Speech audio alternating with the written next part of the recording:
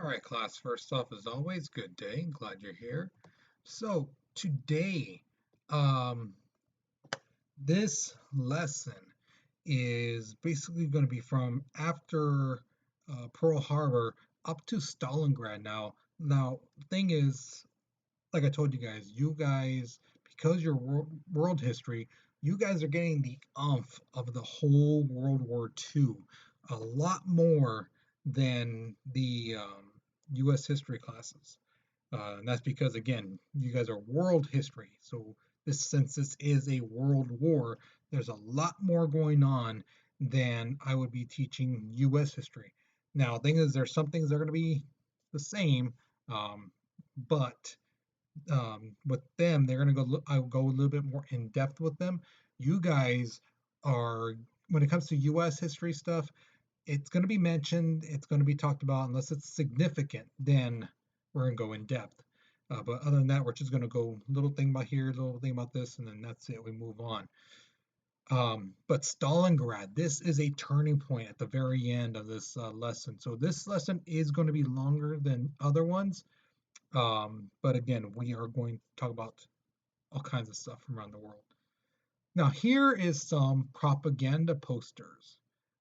One is German, one is British, and one is American.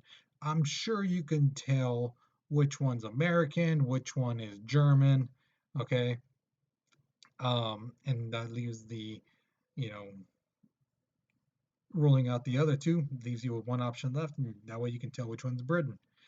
So there's a question, so the warm up, so I put down like what three things you see.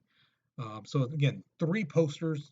There's plenty of stuff to see in these pictures. Um, and then the second question asks you, which one of these you think is the most effective, um, to the people. Trying to get people to um, participate or be part of the war effort. Is it the German one with the worker handing the soldier grenades? Is it the one where, hey, we beat them before, actually like your dads or they beat them, your older brothers, we can beat them again? Or is it the American one where, hey, we fought for liberty, you know, like almost 200 years before. Now it's your turn. It's part of our history to fight for liberty. Actually, let me move this. There we go. To fight for freedom. It's part of the United States tradition type of thing.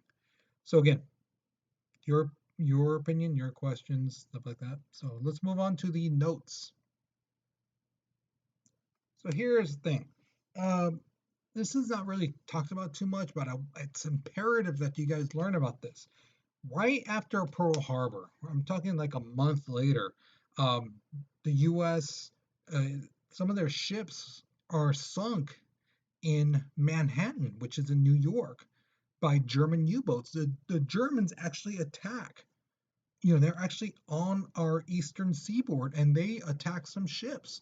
Now, this is something a lot of people don't talk about when you talk about World War II. You talk about Hitler, FDR, the concentration camps, the genocide of Jews, Pearl Harbor, you know, the Holocaust, Churchill, Japan, stuff like that. But they don't really talk about how the Germans actually were on our East Coast. Yeah, they attacked Britain and all that stuff, but they actually came to our section, our part of the country, and sank ships. In fact, in 6 months, the first 6 months of when we joined the war, they destroyed over 250 ships, and these ships had material and like food, fresh water, ammunition, guns, machinery parts for Britain. They sunk it. They sunk 5 million tons of it into the Atlantic. Um, so again, I want you guys to know this stuff because it is important, and I want you guys to be more informed about this stuff than other students who've been taught this kind of stuff in classes. January 20th, Hitler proclaims and declares the final solution. Now, for those people who read his book, they know what the final solution more likely is. But this is the extermination of all European Jewish people. And this is basically 10 to 13 million Jewish people we're talking about. And next month, after that, the U.S. says, hey, you know, we're going to train some Navajo people to, you know, be soldiers, and we're going to train them to be code talkers. Um, there's at the very end, there's about 420 of them who will actually see action in the Pacific. Now, the thing is, this is important because when we get to the Pacific area timeline of fighting later on, you're going to see how this was genius to do. Okay. February 19th, that same month, um, FDR, President of the United States, orders Executive Order 9066, in which it says on there they're supposed to take people who the country feels are a threat to their country, you know, people who might be suspicious, things like that, who just might do something against us to stop us in the war effort. Now, again, like I just mentioned, Germany just sank some boats. So you would think that American citizens would be like, oh my God, maybe it might be German people who, some of these German people might be favoring their cousins or distant cousins, relatives in Germany. You know, might be they might be secret Nazis and things like that. Or the Italians, because the Italians were part of the Axis too. Remember Mussolini and all them. So instead of attacking and being scared of Germans or Italians, this Executive Order 9066 focuses on mainly Japanese Americans. They just focus on them. And there's about 110,000 of them end up being rounded up all along the West Coast, and they're moved from their homes. They are basically told, hey, you got this much time, like a month or so, 2 months maybe, to quit your job, you sell your house, you know, get rid of all your possessions because you can only take very little, like 2 suitcases worth of stuff. That's it. So imagine being forced to relocate your whole life because some people think you're a threat, even though you're not, just because of the way you look or who your ancestors were. April 18th. Now, America completes its first sneak attack on Japan. This is something that the soldiers after Pearl Harbor were itching for. They wanted to stick it to the Japanese. They wanted to get them somehow. Um, and the colonel guy who was in charge of it, Doolittle, um, he was like, okay, we got a plan. This is what we're going to do. You know, you guys just need to calm down. This is how we're going to attack them. So what they do is they go off. I believe it was 26 planes in total. They bombed Tokyo, Kobe, Yokohama, and Nagoya. Now, several of these planes actually, like, you know, got shot at. Some of them, the fuel ran out. Some of them, um, the machinery just went off. So they had to crash land into China. Now, China at this town is controlled primarily by Japan. And what happens is these underground Chinese soldiers see them, find them, and they basically like, hey, who are you guys? And they're like, hey, we're Americans. We just bombed Japanese. And the Chinese soldiers are like, wait, you bombed Japan? They're like, yeah, we bombed them. And they're like, dude, we hate them. So they team up and they actually save our soldiers. You know, the Chinese are helping out the Americans because again, the enemy of my enemy is my friend. And that's how they see it. You know, yeah, Chinese and Americans may not be best of buddies, but at this particular time, because they both don't like Japan, they're gonna be friends. Okay. Oh, and this pictures, I forgot to mention this. The pictures above are when they took the Jewish people to the ghettos.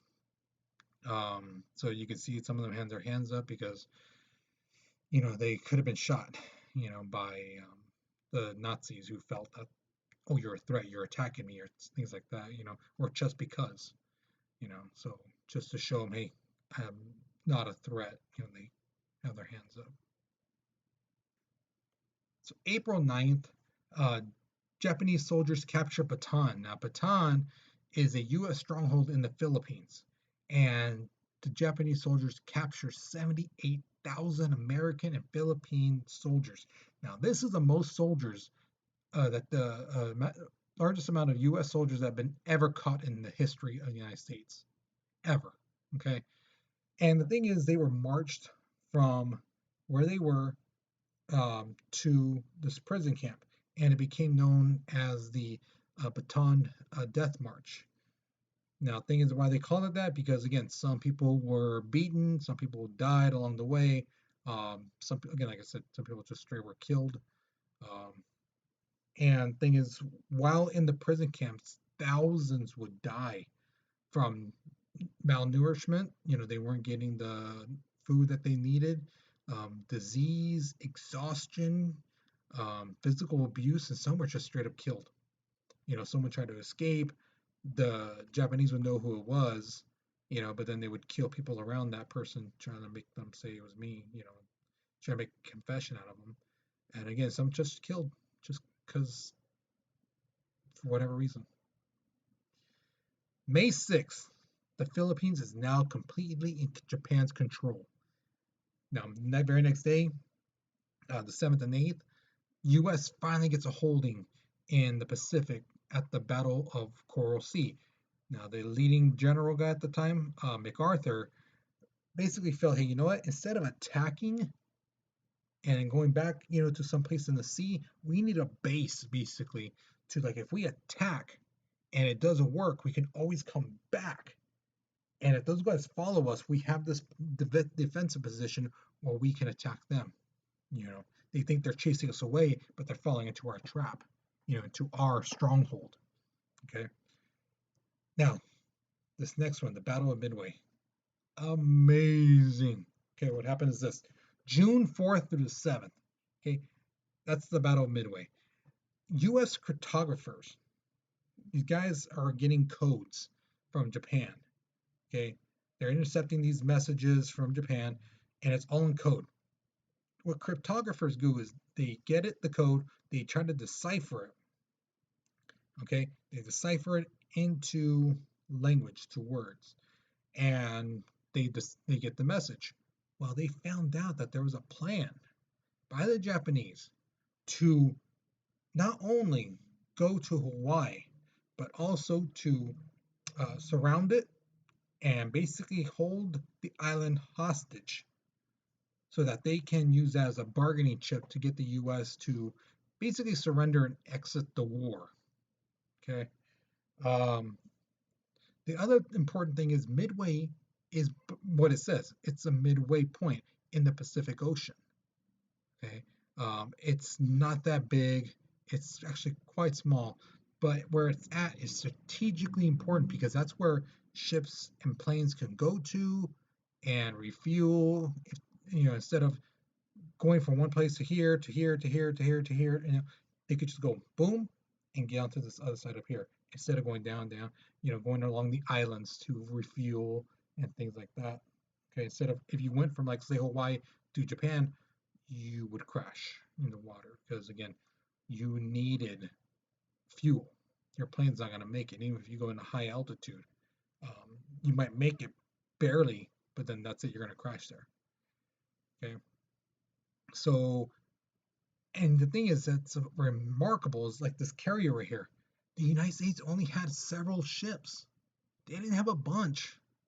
Because remember, Pearl Harbor was destroyed, and with that, a lot of their ships were destroyed. So they were limited on battleships, cruisers, destroyers, planes, but yet they made it work. They caught the Japanese by surprise. Japan lost 3,500 men, 4 carriers, which are those right there in the picture, a cruiser, and 332 planes. The United States lost 307 men, 1 carrier, a destroyer, and 150 planes. Okay. The thing that makes this significant is the first time in 350 years that Japan's Navy lost a battle.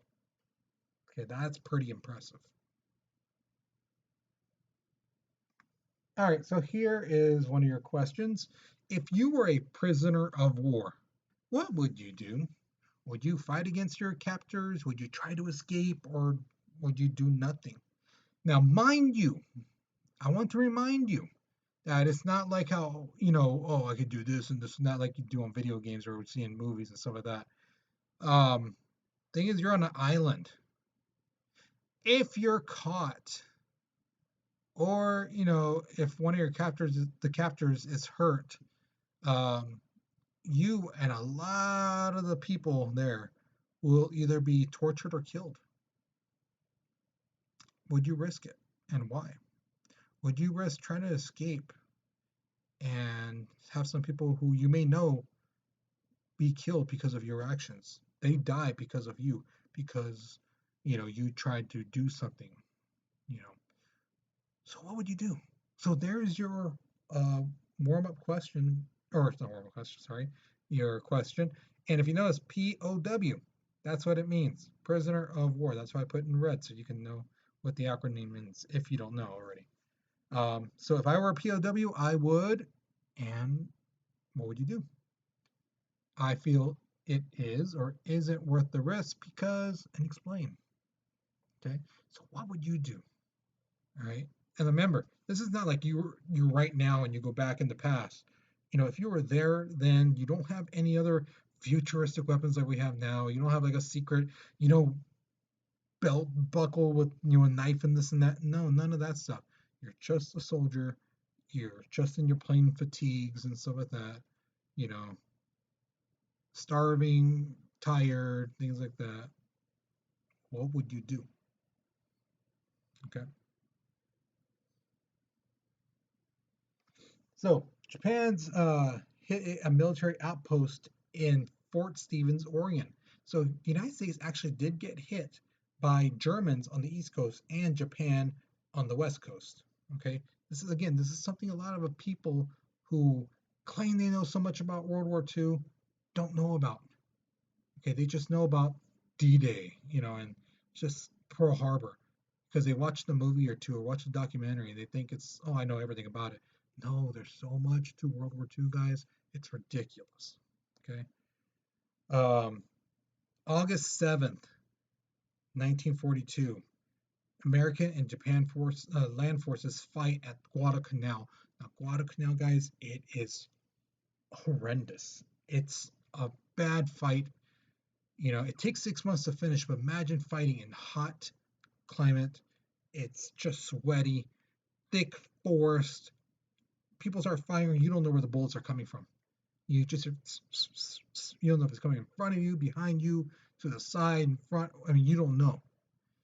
Um, but again, the U.S. wins it, but overall, it's a heavy cost.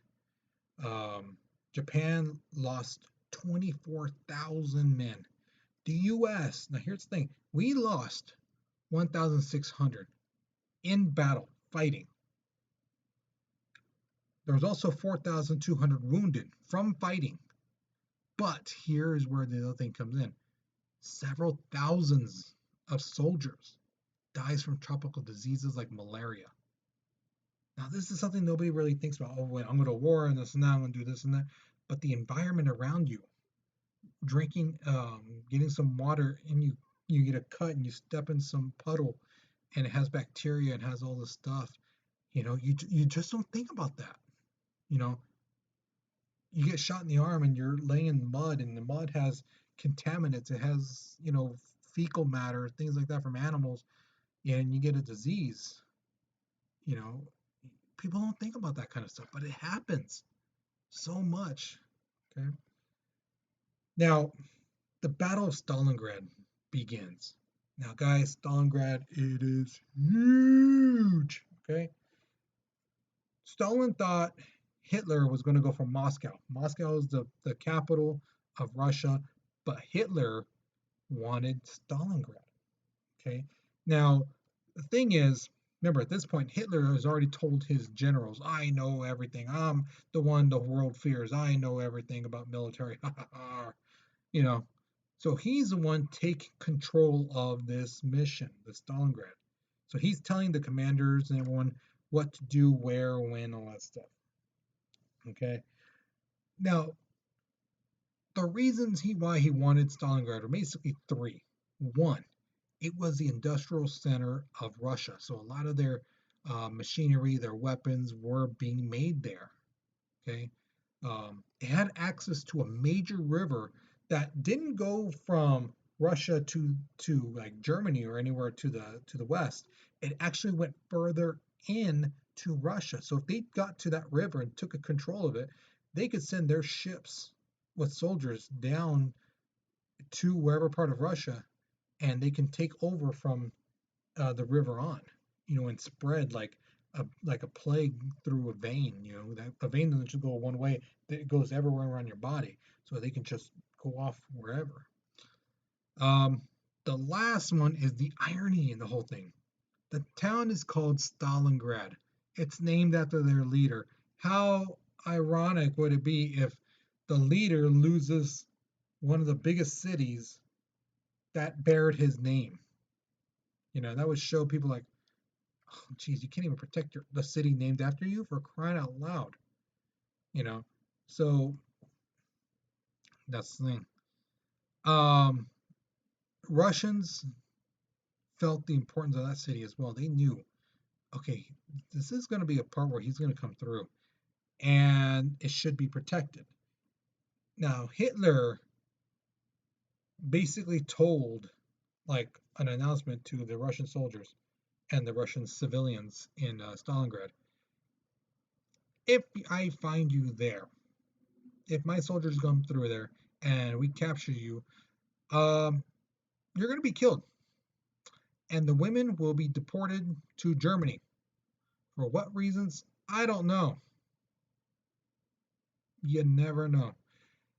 So the thing is, Stalin then, once he hears this announcement, says all Russians strong enough to hold a rifle need to defend that city.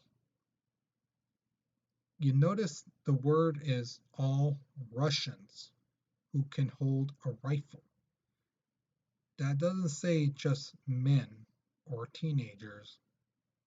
It says all Russians. So you're going to be surprised who comes out to fight. So August 23rd, the German army begins their assault.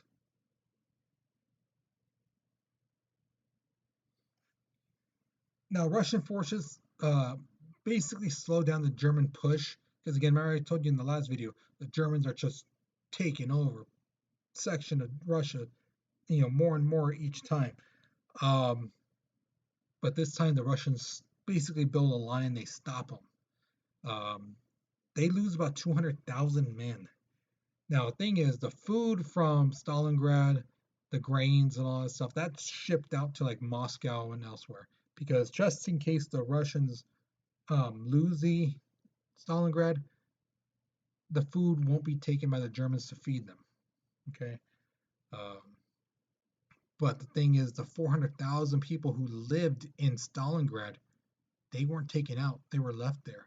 And the reason why is because some of the Russian leadership people felt, if the people are there, let's say some kids are there, the Russian soldiers will fight harder to protect them because that's their people. Now if you move the people away, then they might say, well, you know what? Why are we here? It's just the line. We can move back. We might be better over here. You know, so it won't be like a thought in their head that, oh, we can move back. No, stay here because you're protecting these people. Give them a reason to fight for. With that being said, the German Luftwaffe basically destroyed the city, just bombing them, just flying through and just, destroying the town. Tens of thousands of civilians are caught and put into labor camps in Germany. Factory workers who were, again, remember, this is a place where they were making weapons, making tanks and things like that, other machinery. They were told, okay, hey, you need to stop making that. You need to fight. So these guys are making guns, but they didn't have any of their own. So some of them had to take the guns that they were probably making and use that. Um, the thing is, the women too were told, okay, we're fighting here. You need to go back here and start making a trench for us, so we can have a defensive position.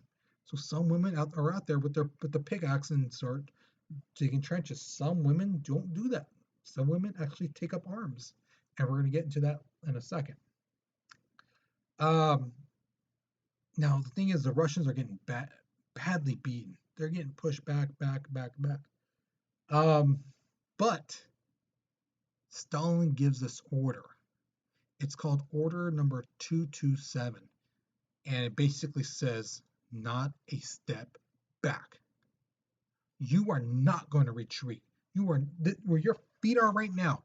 That's the farthest back you should be. You guys are going to push forward. Push forward. Stop going back. Move. Attack them. Stop letting them attack you. You take the fight to them. This is your home," type of thing. Now, the thing is, he said, if you surrender, and when this all clears up and when we're victorious, if you're caught or you surrender, you will have a trial. You will more likely be executed. You know, you gave up. Where all these other people did not step back, they kept fighting forward. You surrendered. You gave up. So you turned your back on your country. That type of thing. So the Russians decided to get back on them with a counterattack, and it was called Operation Uranus.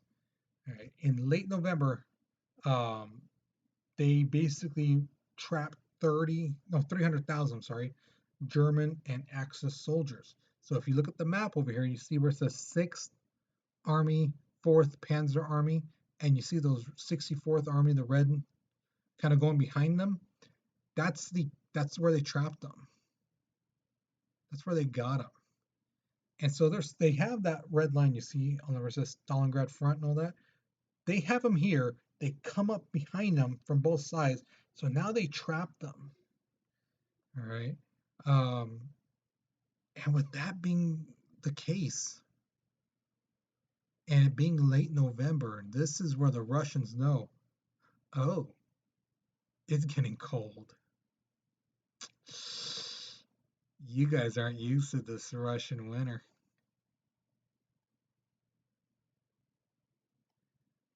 So again, with the Russians surrounding them, now their supply lines for their food, ammunition, clothing, some of that is cut off. Medicine, all that stuff, bandages, none of that. Even in the air, there's no airdrop. So the German airplanes are going to try to come through and drop off some supplies. They're being shot down. They're being chased away. So those soldiers who are trapped, they're trapped. And then that's when the Russian harsh winter comes in. Snow coming, blizzards, just nasty cold weather sweeps through. Um, and the thing is, the support that was supposed to come to help out those trapped soldiers, they were thin. They weren't like hundreds and thousands of soldiers. It was more like couple thousand.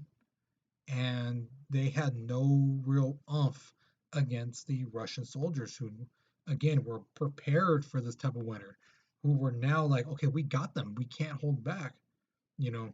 So they gave it their all. So February 19, oh, I'm sorry. Now Hitler knows that because they're getting messages that the men are trapped, they're starving, and they're very, very low on ammunition. And they're like, what do we do? He's like, don't surrender. Don't surrender. Fight to the last man. Fight to your last breath. Give it your all, type of thing. Okay, but how are you going to help us out? Fight them to the end. Don't give up. You're fighting for your country. Where's our supplies? How are we supposed to fight them? You'll find a way. That's it. That's all they're getting. So February 1943, the Russian troops captured nearly 100,000 soldiers. Now, the thing is, there are pockets of resistance of German soldiers, but they're taken care of. And this top picture is of them being captured. So there's, you can see that long line of German and Axis soldiers being captured and taken to prison camps. Now, a lot of them die either from starvation or disease. Okay. Now, the thing is, this is the first real failure, public failure that Hitler has endured. Um, and now it's the first time that Hitler's like, are you kidding me? He's on the defensive, not only from the Britons, the British people, but also from the Russians. Now they're backing up. The Russians are coming through. So, like I mentioned at the bottom, these ladies right there, you see, they are actually sharpshooters. The Russians, now I told you, they said all Russians who can hold a rifle, you know, fight. Uh, there were a lot of sharpshooter women, snipers. These girls were really good. They were highly, highly awarded. They were awesome, you know. So that's pretty awesome. A little part of history that again is not really told, but it is important to show you, hey, these women couldn't fight. Okay. Um, but thing is, while this was all going on back in November, um, Operation Torch happened. Now remember, Germany, like Japan, needs oil. And so what they were going to do is go to the Middle East, but instead of going through Bulgaria and Yugoslavia and Greece and all these other places, they decided, you know what, we'll go to Africa, Northern Africa, and then we'll just come up. But that's where the British stopped them. They come down to like Egypt and they stop them.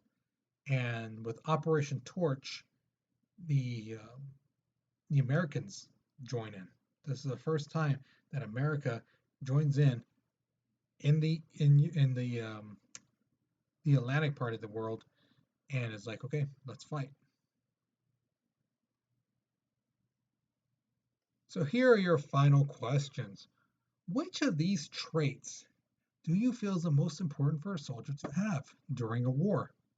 Is it mental strength, physical strength, to have a high morale, which means your determination, your confidence, in yourself and stuff like that?